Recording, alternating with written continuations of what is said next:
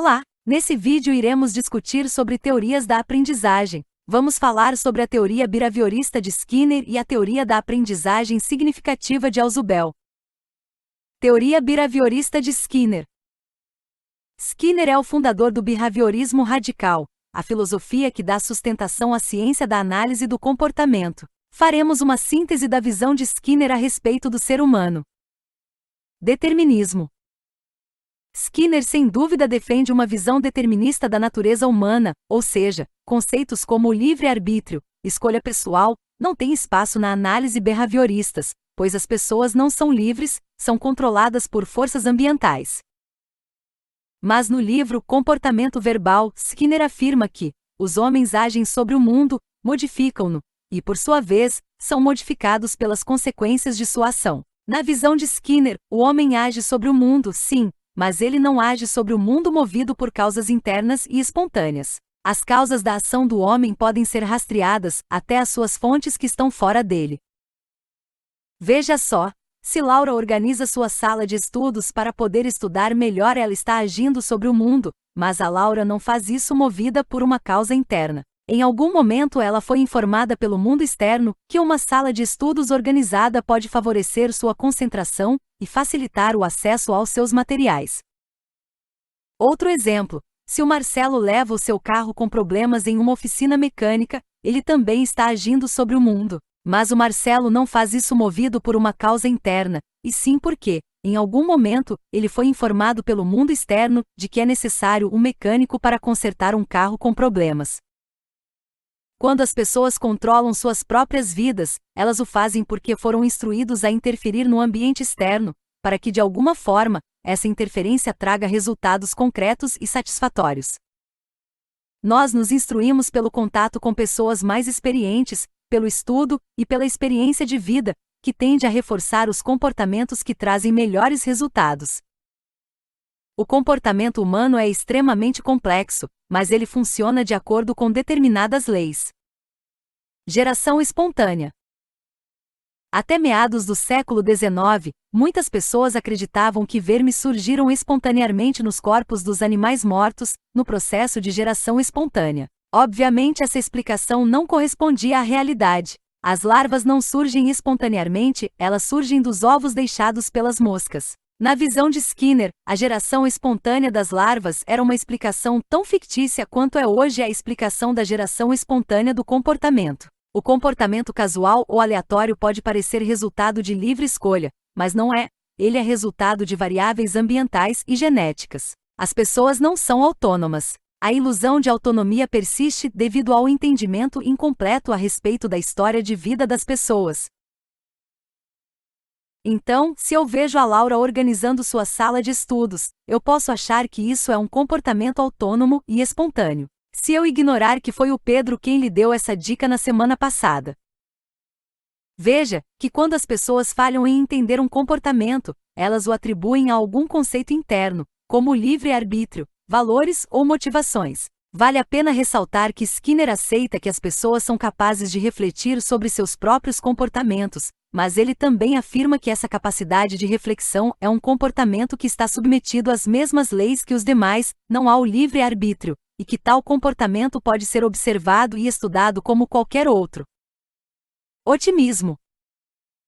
Apesar de Skinner ter uma visão determinista da natureza humana, ele é bastante otimista. Como o comportamento humano é modelado pelos princípios do reforçamento, nossa espécie é muito adaptável, pois de todos os comportamentos emitidos são aqueles que trazem os resultados mais satisfatórios que tendem a se repetir no futuro. Então, as pessoas aprendem a viver de forma mais harmônica com o seu ambiente.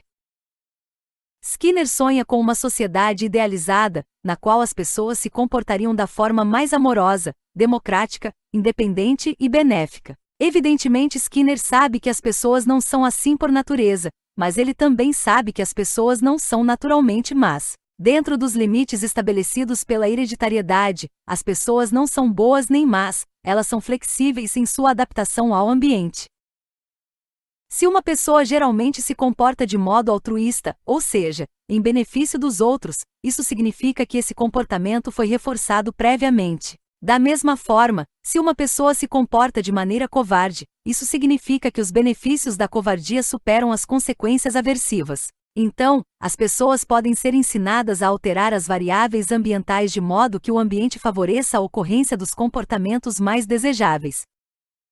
Causalidade. Os comportamentos, segundo Skinner, são causados pela história de reforçamentos vividos por cada pessoa, assim como pela genética da espécie e pela evolução da cultura. Mesmo os comportamentos encobertos, ou seja, aqueles que não podemos ver como os pensamentos e as emoções são determinados por esses fatores. Nenhum comportamento surge espontaneamente. Genética e ambiente. A genética, na visão de Skinner, desempenha um papel importante no desenvolvimento da personalidade, mas ele sustenta que essa personalidade é fortemente moldada pelo ambiente, particularmente o ambiente social, ou seja, como espécie, os seres humanos desenvolveram as formas de comportamento atuais, devido aos fatores ambientais que selecionaram tais formas de agir como as mais satisfatórias. E no ambiente em que vivemos hoje, que inclui estrutura familiar, experiências vividas com parentes e amigos, sistemas educacionais, organização governamental, etc. Todas essas forças sociais desempenham um papel extremamente importante no desenvolvimento da personalidade humana. Então, tais forças não devem ser deixadas ao acaso. A personalidade ideal na visão de Skinner é uma personalidade confiável, compreensiva, calorosa e empática. De toda forma, para Skinner, os meios que favorecem o desenvolvimento desse tipo de personalidade não devem ser deixados ao acaso. Eles devem ser especificamente planejados e incorporados às estruturas sociais. Agora vamos falar sobre a teoria da aprendizagem significativa, do psicólogo da educação, norte-americano, chamado David Paul Ausubel, que busca explicar como, na prática, aprendemos fazendo. Será que somos mesmos capazes de realizar e reproduzir uma atividade que, simplesmente, vimos alguém fazer? Para responder esta pergunta, como presumimos, existem inúmeros mecanismos envolvidos no processo de aprendizagem, e essencialmente uma boa memorização depende, sobretudo, da repetição daquilo que vimos ou ouvimos. Isto pode ser explicado, em partes, porque precisamos, primeiramente, observar como algo é realizado para, na sequência, colocarmos o que foi captado em prática, de maneira autônoma. Por este motivo, atualmente, inúmeras instituições de ensino têm adotado metodologias mais ativas, permitindo que os alunos possam vivenciar o conhecimento, ao invés de, meramente, ficarem sentados em suas carteiras, como simples ouvintes, passivos diante da transmissão dos conteúdos didáticos. Neste aspecto, o empoderamento da curiosidade, durante a aprendizagem, dá mais fôlego para os processos criativos, despertando o desejo de explorar e de aprender, sem limitar o estudante ao que foi ensinado, mas pelo contrário, o incentivando a buscar ainda mais sobre determinada matéria ou assunto.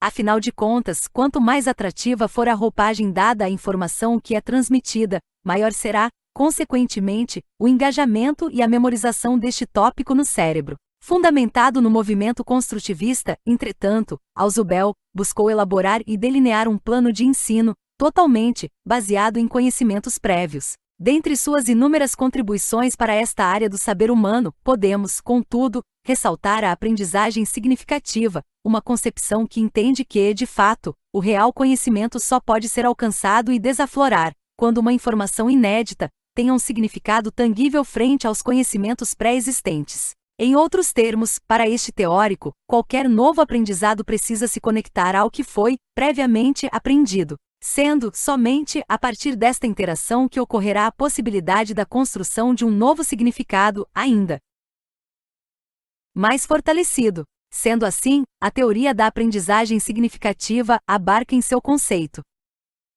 os principais elementos e condições que garantem a aquisição, a assimilação e a retenção do conhecimento que são, em última instância, fatores indispensáveis para a aquisição de um significado.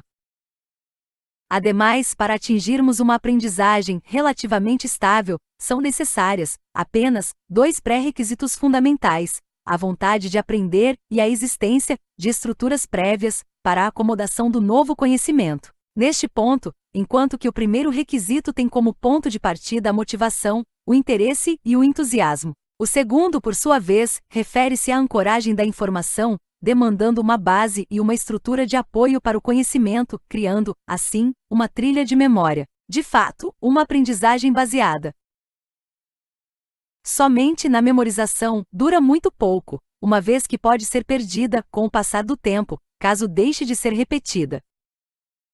A aprendizagem significativa, de maneira oposta, garante uma aprendizagem mais consistente, por não depender deste processo de repetição, mas sim de um estabelecimento de uma relação coesa entre conhecimentos e conceitos, tornando seu resgate muito mais efetivo. A grosso modo, aprendemos de fato quando o conteúdo desperta a nossa atenção, motivando-nos a disponibilizar os nossos recursos internos para a aquisição e a integração deste novo conhecimento. Vídeo produzido pela aluna Raquel Silva Gomes, para o curso de pós-graduação Lato Sensu em Informática na Educação. IFES 2021.